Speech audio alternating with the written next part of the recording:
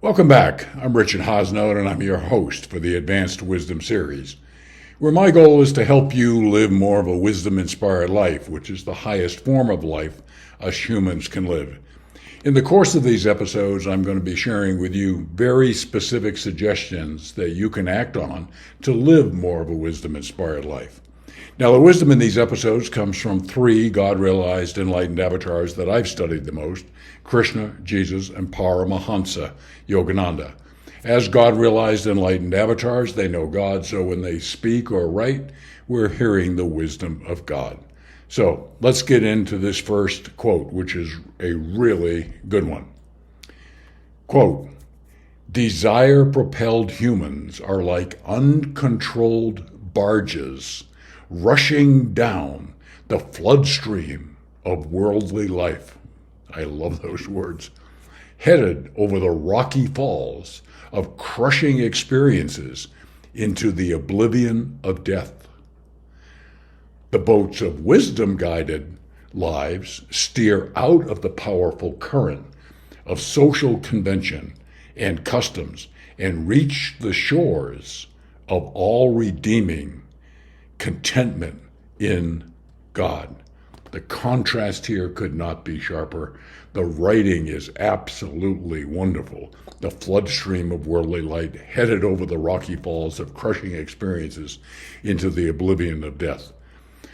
Great, great wisdom here. So a lot of this is, how do you control desire so that you're not one of those people headed over the rocky falls of crushing experiences?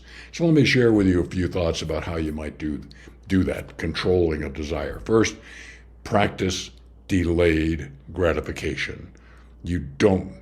Which gives you an opportunity to do assessment, thinking, self-awareness, comparing to your values, making smarter, better decisions, is practicing delayed gratification. Two, set boundaries of what you're willing to do and what you're not willing to do. Don't be open to anything and everything that can send you into those crushing experiences referred to in this quote.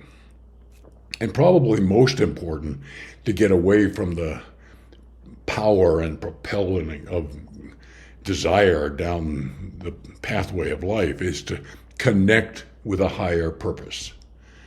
You can do that through sacred text, you can do it through meditation, you can do it through mindfulness, a number of things that you can do, gratitude, service to others.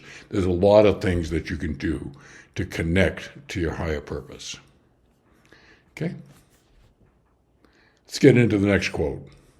"If you want to enter the kingdom of God, your righteousness must exceed the ordinariness of theoretical religious beliefs and living. It must transform your consciousness and whole being." And I speak of this, close quote, from experience, okay?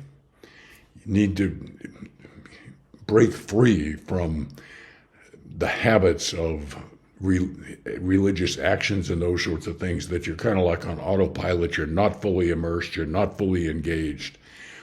You must transform your consciousness and whole being by connecting more deeply with your spiritual path, spiritual journey, God, God-realized teachers, all of that.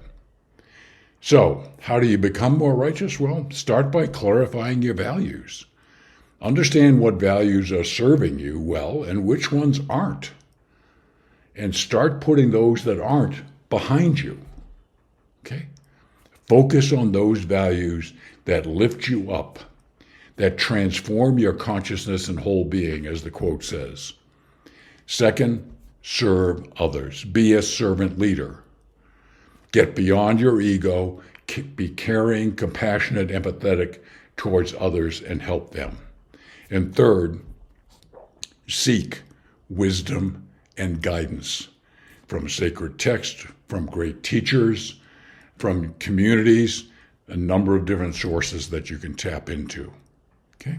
A lot here for you. As always, I deeply appreciate you listening to these episodes. I look forward to reconnecting with you soon. Thank you very much.